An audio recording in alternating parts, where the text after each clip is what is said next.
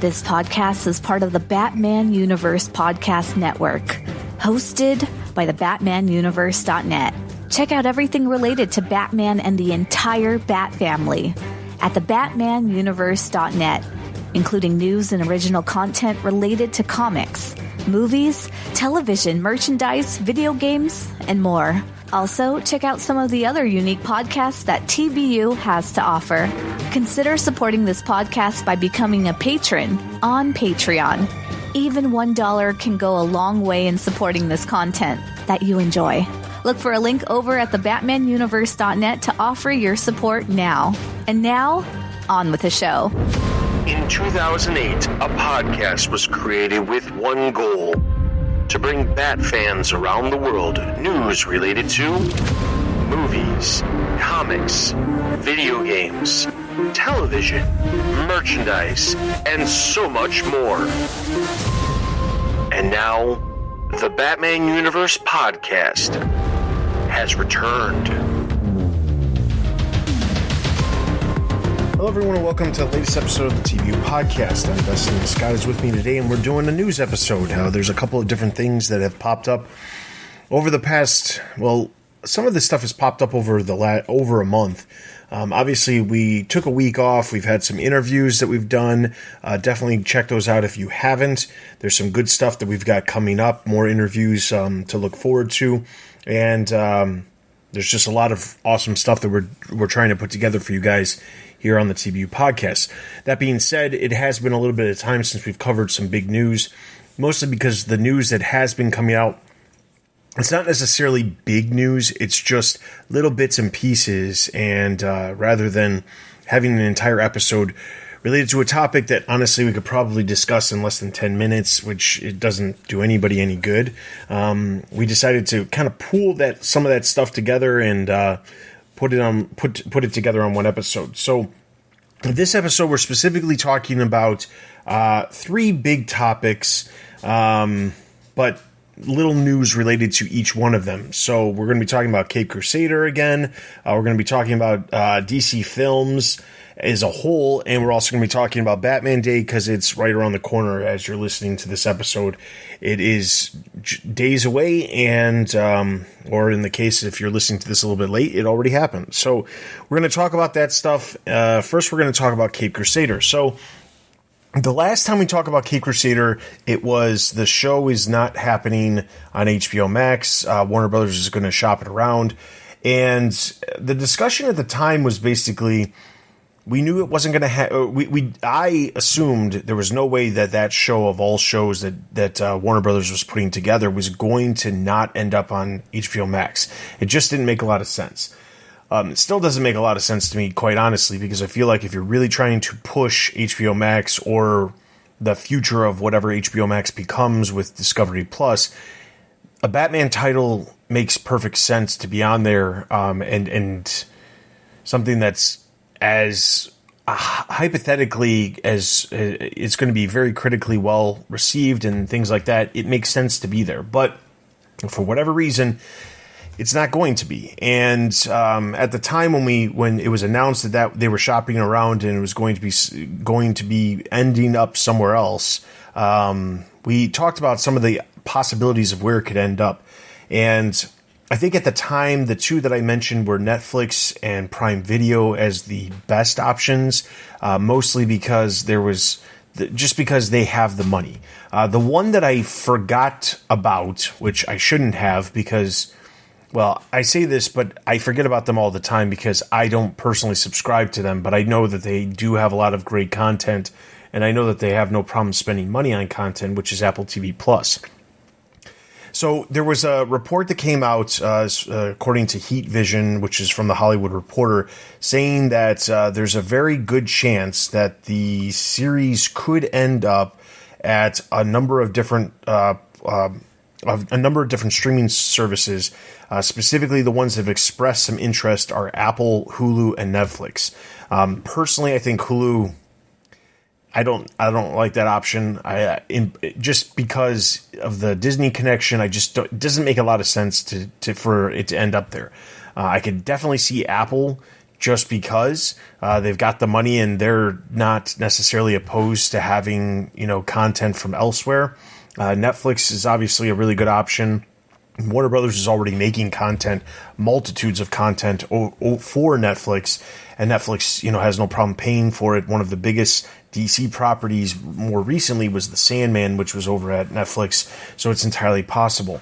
I was kind of surprised by the fact that that Hulu was on that list. Now, there was a very interesting report that came out saying that Batman Caped Crusader should potentially end up on Disney Plus, which personally I thought, why is this even happening?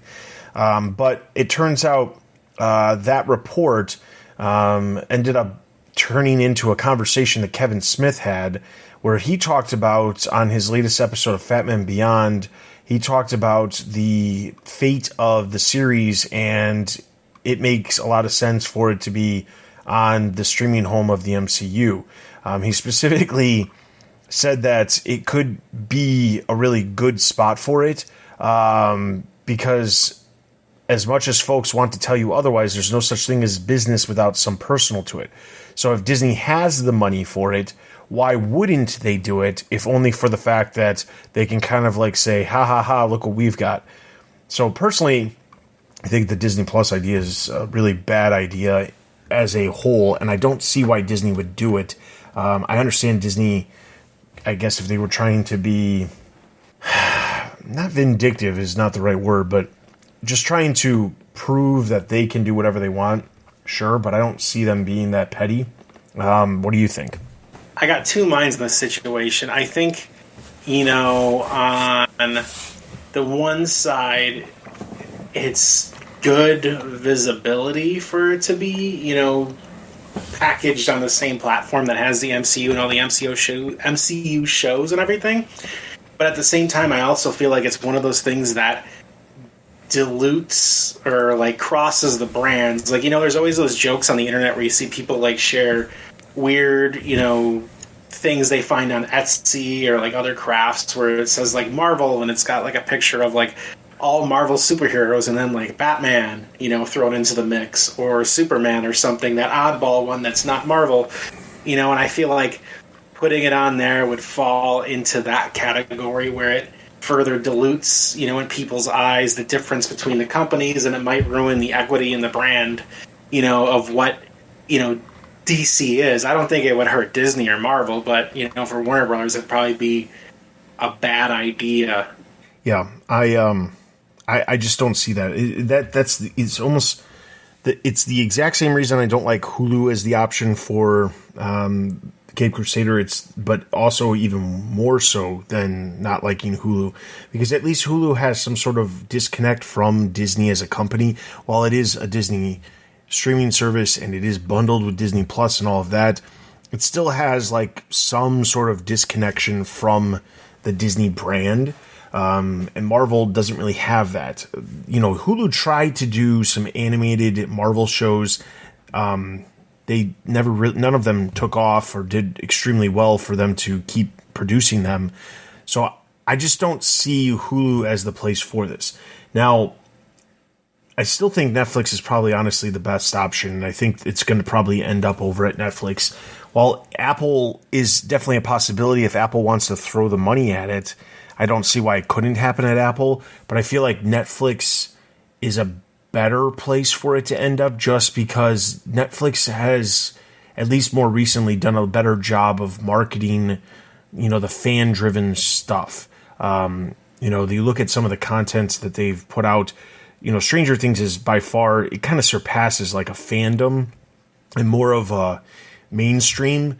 But when you look at other shows like how they rolled out Sandman or how they roll out Cobra Kai, which I understand that Cobra Kai is like mainstream, but they took it from basically a YouTube premium show to mainstream. And they did a very good job of like marketing it and making the transition very smooth. From people who may not have even seen it to people who caught up on all the previous seasons before they started watching the new seasons on Netflix. So I think Netflix, honestly, is probably the best place for it.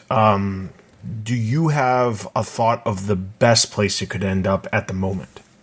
Honestly, I agree with the Netflix thing. And, when you were listing those shows, like the first one that popped to my mind that it still kind of blows my mind. They just actually announced I think the fourth and final season of it, but Umbrella Academy, you know, like for people who don't read like indie comics, like Umbrella Academy is over at Dark Horse. It's, it was popular, but like popular in the comics world, not like in the greater like pop culture world. And then Netflix took it on and turned it into this huge thing where it's every time they release a new season, it does like crazy well. So, I feel like if they can do that with, Dark Horse properties, which I love, I will say that, I'm not trying to knock Dark Horse, but, I feel like it's the perfect home, and it's also probably a little bit of a, revenge is a strong word, but, kind of flying in the face of Disney for taking their Netflix Marvel shows away. It's true. The one real interesting point on Netflix taking it or being potentially the home for it is that I feel like because Netflix has done such a great job marketing, it will actually elevate the property, which is something that at least recently they have not done a great job with over at Warner Brothers. And I think a lot of that has to do with the corporate structure constantly changing and money being an issue. I'm going to bring that up in a second when it comes to the DC films, but money seems to be a very high concern, and Netflix would be spending the money to market it, not Warner Brothers. And I think that is one of the better reasons why that would be a good partner. Apple does a decent job marketing, but we haven't seen anything marketed to the degree that some of the big Netflix shows have been. So I guess the only hiccup that I have with Netflix is still in the process of releasing everything, as a complete season. And I feel like they could, and I know that there's certain shows that they've done like a volume 1 or a volume 2 or a season A or season B of a specific season. And I know they've done that. They've split up. That's happened more recently just because with some of the really big shows. But that's my only hiccup is I don't know, we don't know if Cape Crusader is a ongoing story or if it's kind of like loosely ongoing, kind of how the Batman the Animated Series was, where there is a firm connection between episodes, but it's not a linear story that you're seeing take place. There's elements that are linear that change over time, but as a whole, you could watch individual episodes and it doesn't matter. I assume that this new series would take more of the linear route just because that's just what a lot of the really good shows do. But that's the one thing that I kind of, that's my only hiccup is that if it was being released as like a weekly thing, I think that the marketing wise, it would hurt it. But release-wise, I think it would be cooler just because it would be reminding me of like the old days with cartoons releasing weekly. Yeah, no, I would agree with that. And I feel like a lot of the big shows now are kind of doing that. I mean, look at like what's going on right now with HBO and Amazon Prime. They have their little war with their fantasy shows. You have Game of Thrones on Sundays, and then Friday nights it's Rings of Power. So they're like kind of sniping each other. I even think HBO went so far as to release the first episode of House of Dragon on YouTube for free, like the day the first episode of Rings of Power released or something. And you know who's really winning in that battle? Warner Brothers, because they're making both shows. Yeah, true. Amazon's paying for one, and obviously Warner Brothers is paying for the other ultimately because it's on HBO. But they're really winning in both of that, in both those shows, because both shows are releasing and they're both, being talked about a lot. And that's just helping Warner Brothers as a whole. But we'll see what happens. Once we get more news on Cape Crusader, which hopefully we'll hear something before the end of the year, we'll obviously be talking about it and bringing you updates on that story. All right, the next story that we're going to talk about it has to do with DC films. There's two different things that came up. So the first one was there was talk that DC found their Kevin Feige, and it was Dan Lin, who is a producer who has been linked to the Lego movie, the live-action Aladdin, and also the It horror movies for both of them. And it was said that he was one of the people that they approached and tried to work out a deal. Specifically, what was kind of interesting about this is that the report that he was the person that they were talking about came out on August 25th. And then literally like a week later, the report came out, said that it's not happening. He's not taking over DC Film and TV. They couldn't come to a deal that was just basically, it just didn't work out. Now, it was interesting because I remember seeing his name as part of the Lego film and the Lego Batman movie. That's how I knew who he was. But he does not have a lot of projects attached to his name in the first place.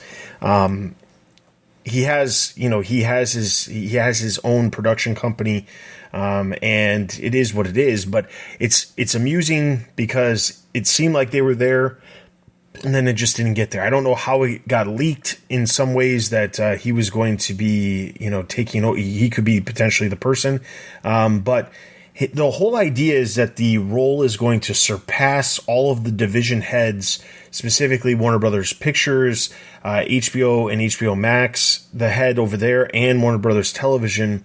It's going to basically be over all of those, where it will, in fact, keep all of the DC stuff amongst all of the divisions as one united front, similar to the way Marvel's doing it over at or Kevin Feige's doing it over at Marvel. So he's not taking it. Now, the interesting thing was when the news broke about him potentially having the role, there was some other names that had popped up related to, some of the other people that potentially have been part of the discussions of who else could be, considered. Some of them include Amy Pascal, who's best known for being the ex-CEO of Sony. She's also a producer over at for a lot of the Spider-Man projects. Matt Tomlick, Sean Bailey, and Greg Berlanti. Now, personally, I will say I do not want Greg Berlanti touching this. Not that he hasn't had a lot of success with the TV shows, but I feel like he has a very...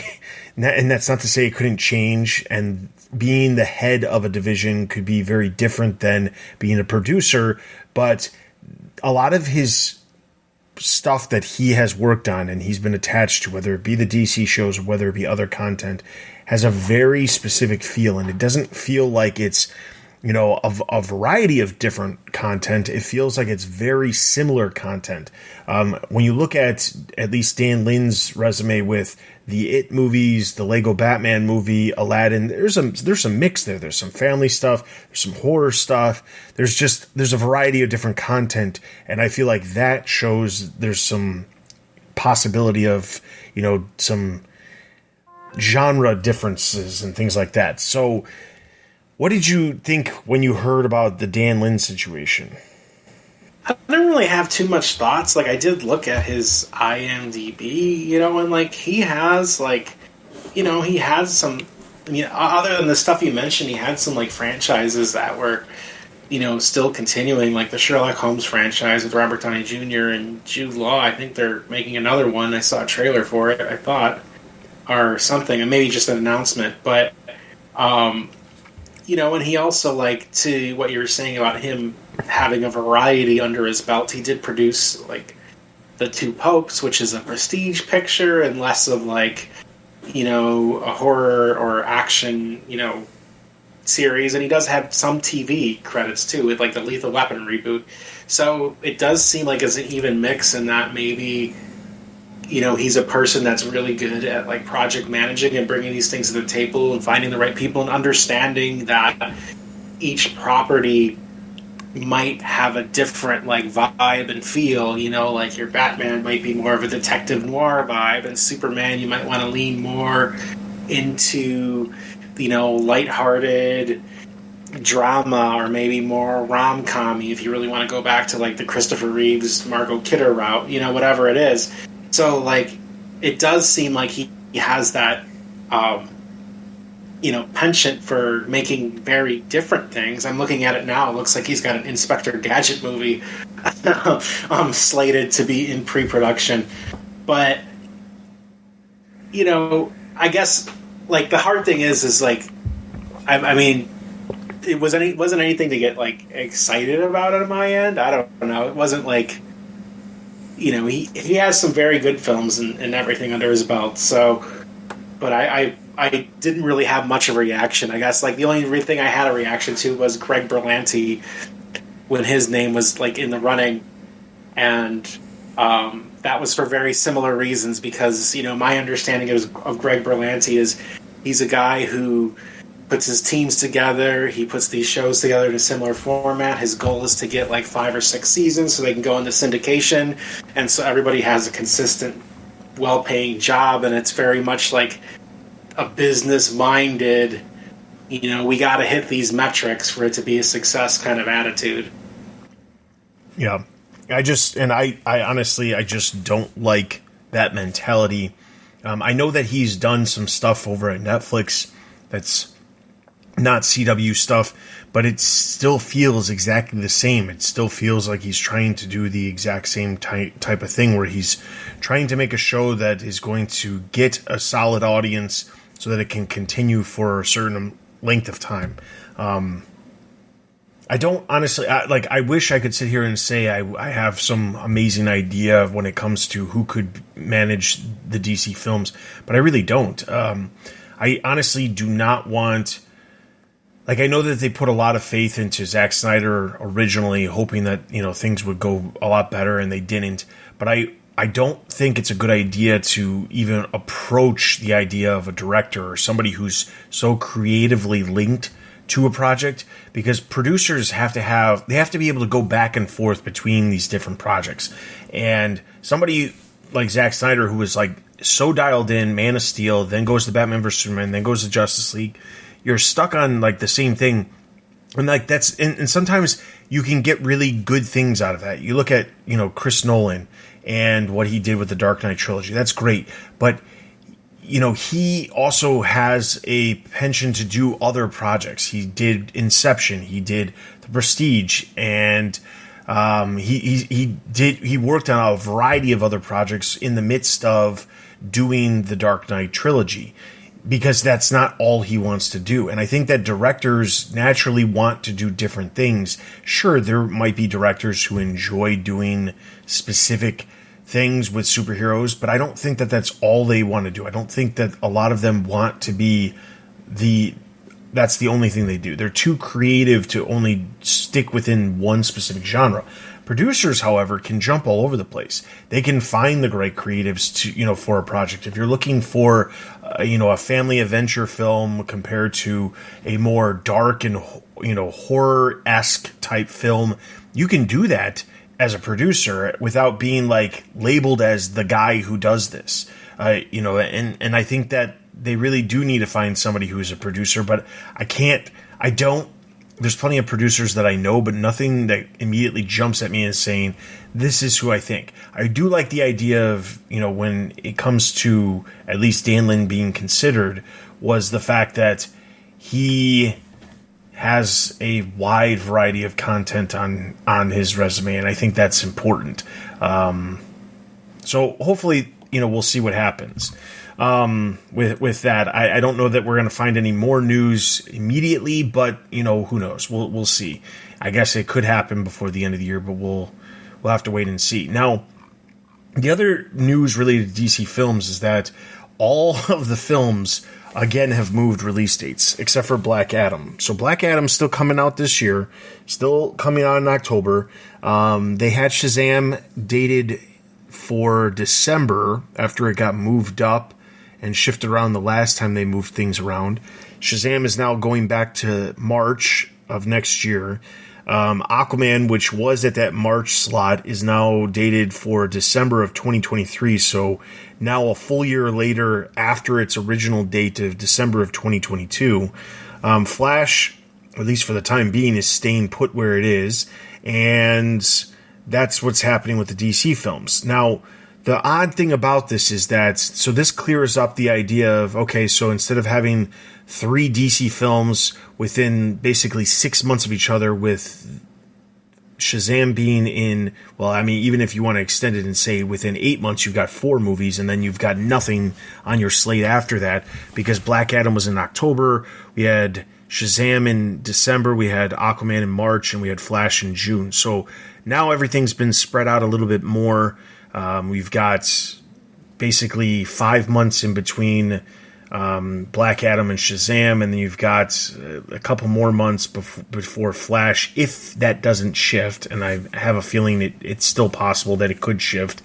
And then you've got plenty of time between the Flash, where it's currently sitting, and Aquaman, where they could choose to do, if Blue Beetle ends up being a theatrical release, which by all accounts it still seems like it should be, they could do that in early 2024 and still have plenty of time between now and summer of 2024 to do something else if they really wanted to. So that being said, part of the reason this is supposedly happening is because Warner Brothers doesn't have any money. They've been having some really bad luck at the box office recently, because there just hasn't, a lot of their projects that they've released in theaters the first half of 2022 have just not performed very well, other than obviously Batman. You look at one of their big releases for the summer, which was Elvis. It just did not perform as well as they probably were hoping, mostly because, at least by the accounts that I've seen, a lot of the people who are going back to the theaters are younger people, and younger people are probably not super anxious of seeing a biopic about Elvis. That's not somebody that they have any sort of connection to necessarily. So they're struggling when it comes to marketing, and they're basically hinging a lot of what they've got left on Black Adam coming out next month. And there was one of the reports was basically like Warner Brothers has enough money to release like 2 more films for the rest of the year, based off of not making enough money on the previous films that they've already released in theaters. So it begs the question of, like, what does that mean for the future of Warner Brothers, who years before the pandemic, they were touting that they were going to be, really ramping up and doing a lot more theatrical films, doing a lot more films that were lower budget, that, could be perfect content to like fill seats in theaters, but not be like blockbuster films. That's what New Line Cinema was doing, that was serving that purpose for a long period of time. And now they're in a situation where they can only release, blockbusters, or ones that they believe will be blockbusters, because they've had just really bad luck recently. So let's talk about, well, how do you feel about the release schedule shifting around the way it has? The reality is it's shifted so much where, like, I feel like the more it shifts and the more we've seen it shift, the less faith, a person has in even thinking it's going to come out when they say it's going to come out.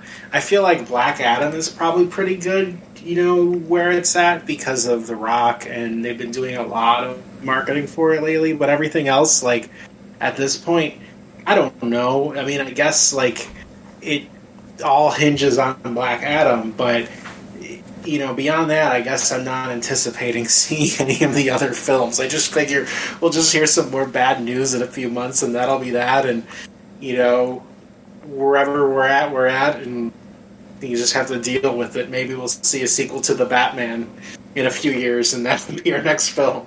Now, how do you feel about the idea that Warner Brothers is so strapped for cash that they literally have to potentially adjust their release schedule because they don't have enough money to market the films? Now, obviously, they have money, but they're trying to, because of the corporate situation that they're currently in, they're trying to really obviously cut costs.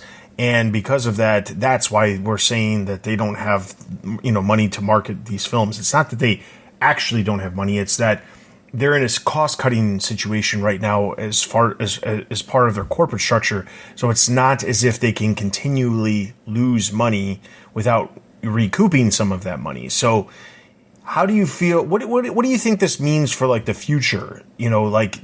Zaslav said in that earnings call last month, he specifically said, or I guess that was the end of July, he specifically said that, they're looking at quality, not quantity, which when it comes to the DC films, which I appreciate and I want, but, can DC actually compete if they end up only being able to put out one film a year because of just the limited amount of projects that DC can put out because of what's going on with the corporate side of things? I mean, so I feel like, we all kind of could guess that the stakes were bad financially when they started canceling films for tax purposes. I was reading an interesting article that equated that to, basically was looking at what's going on at Warner Bros. Right now to what happened to RKO, years and years ago. And that was a tactic RKO did as well, was, canceling films for the tax, write-off. But, it's... I don't know. It's kind of a scary situation, I guess. Like, it's nice to know that they are trying to cut costs and trying. It seems like as much as everybody on the internet kind of rails against certain films being captured, it seems like the person at the helm legitimately wants to try to save it. But I do think that trying to create an MCU-like atmosphere is backwards thinking. I think, at this point, the only people who can do it are Disney.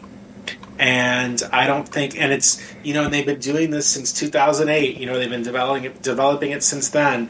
So I don't think it's really worthwhile to invest in trying to jumpstart a whole universe again, using the same business model that has served, Disney and Marvel well for, almost going on 15 years now. But, that's a 15-year-old model now. Things are going to change. People are going to get tired of it. It's not going to be in its peak. Honestly, I feel like we've seen the MCU at its peak, and, I don't think anyone should try to duplicate that, especially since, DC is very much in the same business as Marvel, in terms of trying to make superhero films. And while the characters are different, it's not, the point of comic book films is it's kind of similar. It's to kind of inspire people and, be morality plays and give us someone to look up to. So, it's nice to know, to reiterate, it's nice to know that someone's trying to save the studio, because I think it's very important. I think Warner Brothers is one of those studios that needs to be around. It's a very historic studio. I love, we just talk about films in their library and the people they work with. I love Warner Brothers, but as far as what to do with DC, I don't think it's the right route finding this point person, but I don't really, at the same time, I don't have an alternative solution. I mean, I don't work in the business, but one film a year when you're fighting a machine that has, releases 4, 5, 6 films, plus all these TV shows, in a very short span, it's David versus Goliath at this point. So maybe the focus on smaller films again, and just, not even really trying to build up the DC universe too much. Maybe just try a couple heroes and call it a day, and spend more of your efforts on a magnitude of much smaller films that you can release a lot of, and build more of a stable ship in the way that Universal traditionally has done. It'll be interesting to see what happens. I hope that the cost-cutting stuff that they're doing now helps them, propels them, I guess is a better way to phrase it, propels them into a better future so they can be more sound. I mean, Zaslav has said that, going forward, they're trying to put together a 10-year plan for DC and all of that. And I hope that's, and I said this before, but I hope that's true. And I hope that means that there's a high focus on it. I mean, Warner Brothers has a lot of different franchises, but quite honestly, none of them are as big as DC. Harry Potter comes close, but doesn't have the sheer amount of content that you could do to even come close. The only thing that I would say it's even remotely close to DC would probably be the animation side of things, with They're staples of like the Hanna-Barbera cartoons, the Looney Tune cartoons, but none of that stuff is like together. It's just collectively probably just as much content as DC, but very close one way or the other. I don't think it's actually probably as much as DC, but I think that I just hope that all of this stuff that keeps happening, and it all seems like it's bad news every time we turn a corner. I hope that the bad news eventually leads to some good news. And, like I know that Joker 2 is going to be coming out in 2024. So that could be another film that's coming out, or they could do Blue Beetle in the spring and then Joker 2. And then who's to say that maybe the Batman 2 doesn't come out in 2025, because that is a decent distance out where it's at least feasible. So, you could have that, and then there's plenty of time for a lot of other projects to happen as well. So we'll see what happens. I just hope that one of these days we're going to turn a corner and there's going to be some really good news, because it just feels like it's consistently bad news all around. So, all right. So our last topic we're going to talk about is Batman Day. So surprisingly, this announcement seemingly came very late. It literally was announced on September 6th, 11 days before Batman Day actually occurs.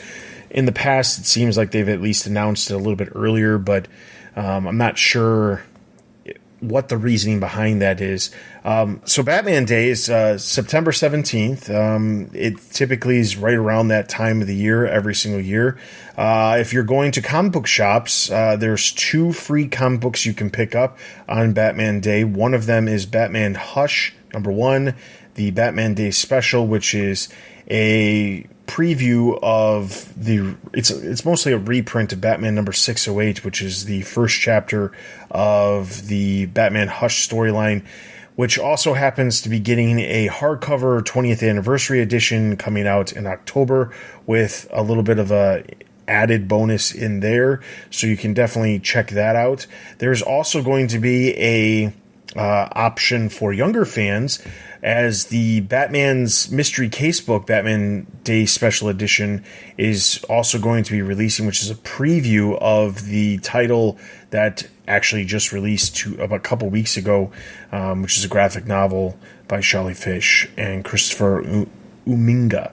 And you can find the review of that over on our website if you're interested in checking that out. Elsewhere, there's a bunch of other stuff that's going to be taking place. The social channels are going to be going through kind of like a revolving group of villains from Batman's Rogues Gallery that's going to be taking over the Batman social channels. We've already seen Riddler and Penguin take over at this point. You're also going to be able to check out the first episode of Batwheels, the new animated series that is specifically targeted towards preschool children. This first episode is going to be the secret origin of the Batwheels, which will tell the backstory of how the group of young sentient superpowered vehicles formed their superheroic team. So that will be on Cartoon Network as well as HBO Max. If you are in the US or Latin America, that will be on for you guys to check out. In addition to that, it was announced that Season 2 of Batman The Audio Adventures is coming soon to HBO Max. They actually said it's going to be premiering later this fall. There's also the tie-in comic book series Batman The Audio Adventures, which has the first issue releasing later in September, so you can check that out. As far as video games go, there's a special option in Multiverses, which will, if you complete 20 matches, you'll be able, between September 16th through the 19th, you'll be able to get a Batman icon, and there will also be, Batman will be also featured as part of the game's preview character rotation during those 3 days. Injustice 2 will celebrate Batman Day from the September 13th through the 19th with free daily in-game gifts and a Batman Day logo profile picture for players. And then you can also enjoy a special Classic Batman Arena Invasion event and various in-game sales starting on September 16th. There's going to be some digital collectibles, specifically the DC Hybrid NFT trading cards, partnered as part of the partnership with Hero or HRO. the app that they previously announced. And then around the world, there's all kinds of special events. If you have a Cinemark theater near you, Saturday, September 17th, it will be Batman Day at the theater, as Batman Mask of the Phantasm, Batman 1989, and Batman Returns will all have special screenings of each of those films. If you are in Europe or the UK, there's a number of different things. I'm going to provide a link over on the website for you guys to check out all of the different things, because there is a slew of stuff.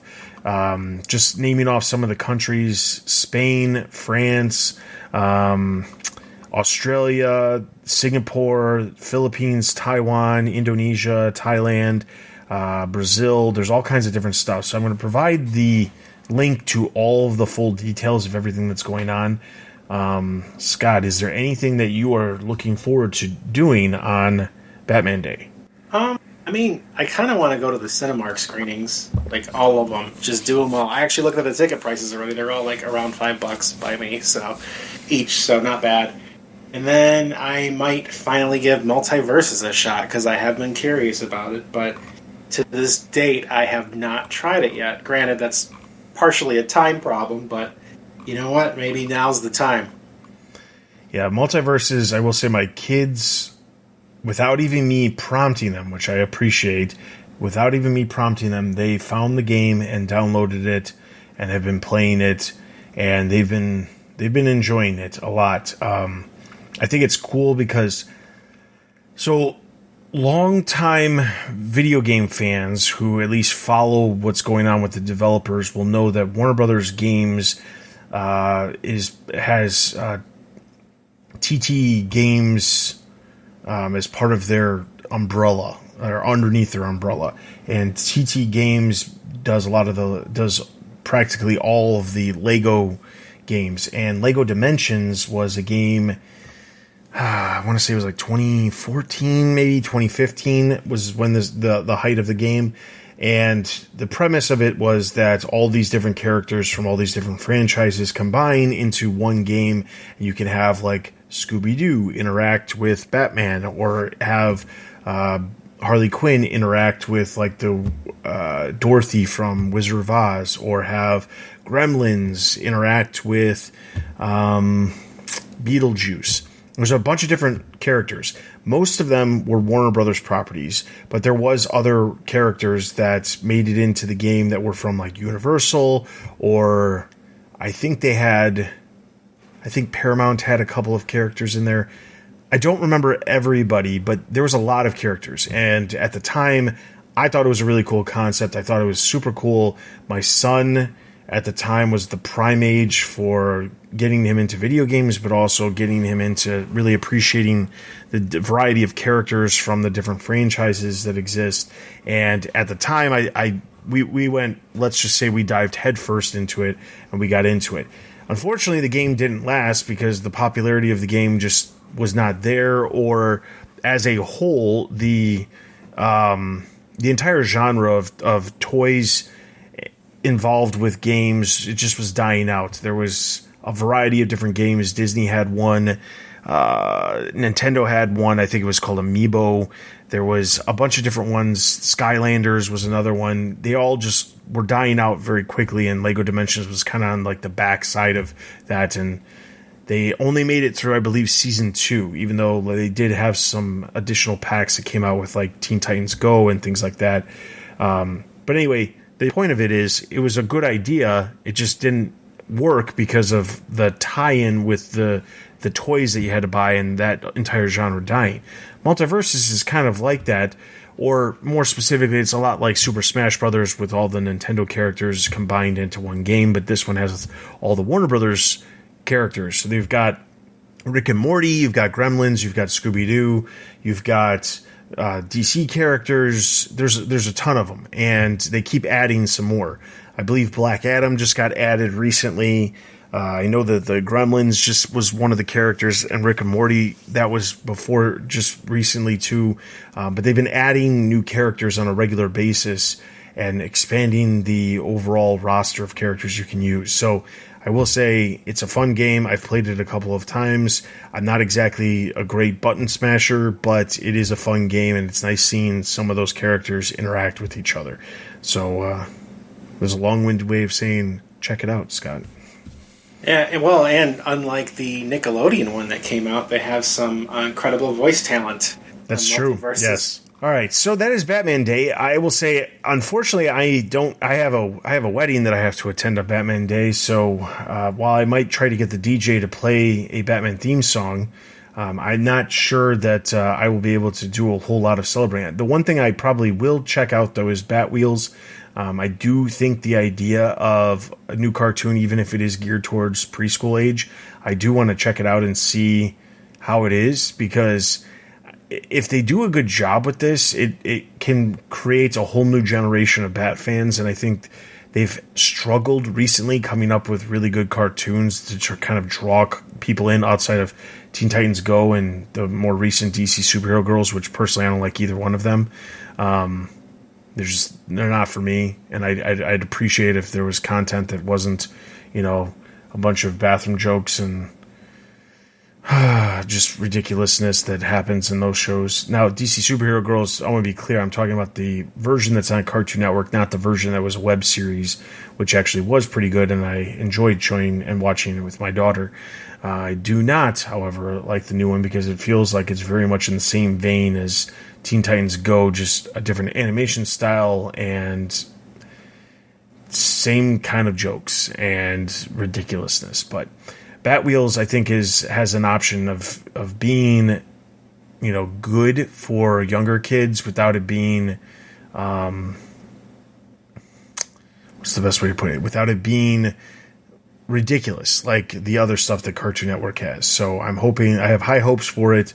I think that it's also got a really good cast of characters, or a cast of actors that are doing the voices for the characters. So I'm looking forward to seeing how that turns out, and hopefully we'll talk about it on a future episode as well, because I'm assuming if they're going to be releasing this origin special, it's only a matter of time before the show actually debuts, because it does say it's supposed to be debuting later this fall. So hopefully that is right around the corner.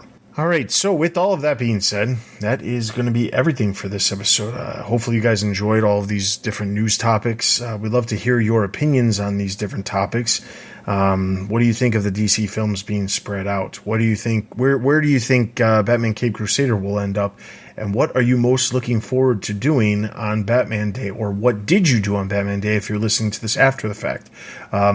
Leave your comments wherever you're listening to this, whether it be on YouTube, the website, or any of the other podcast platforms that we do appear on. We do get those comments, and we definitely read them, and we enjoy hearing from you guys. So definitely take the time to get in touch with us. You can also send us an email at tbu@thebatmanuniverse.net. If you have topics you'd like us to discuss on a future episode, we always take those into consideration. And like I said, we love hearing from you guys. Outside of that, be sure to check out our website, thebatmanuniverse.net. We have all kinds of news related to movies, TV, merchandise, video games, comics, and everything else related to the Bat fandom. There's also reviews, other editorial content, other podcasts, all kinds of different stuff, everything related to the Batman universe, so be sure to check that stuff out. You can follow us on Twitter, Facebook, Instagram. We're on Discord. We have YouTube. All of our social links can be found over on the website at the top of the page. If you're interested in supporting us, there's a ton of ways you can support us. Recently, we updated our affiliate links. If you go to the TBU support page, the link is on the homepage. You can find at least, I think there's now like 26 different companies that we're affiliates with. Some big ones, some small ones, but there's bound to be something that you can probably use one of our affiliate links for in the future while you are purchasing, presents in the upcoming holiday season. So that greatly helps us, and it helps support everything that we do here on the podcast and everything over at the website. There's a number of other ways. All of those can be found over at TBU, the TBU support page at thebatmanuniverse.net. In addition to that, I will just put this out there. If you have ever had any interest whatsoever at working with other Bat fans, creating content, specifically reviewing comics or creating editorials or reviewing TV shows or movies or really anything related to the Batman universe, we are always looking for new people to join our staff. Some of our staff, time has come and they have to move on with their lives. But we are always trying to get new people to come in and join our crew. So with that, if you're interested in joining our crew or you have an idea or something you'd like to pitch, send me an email at tbu@thebatmanuniverse.net. With all of that being said, that's going to be everything for this episode.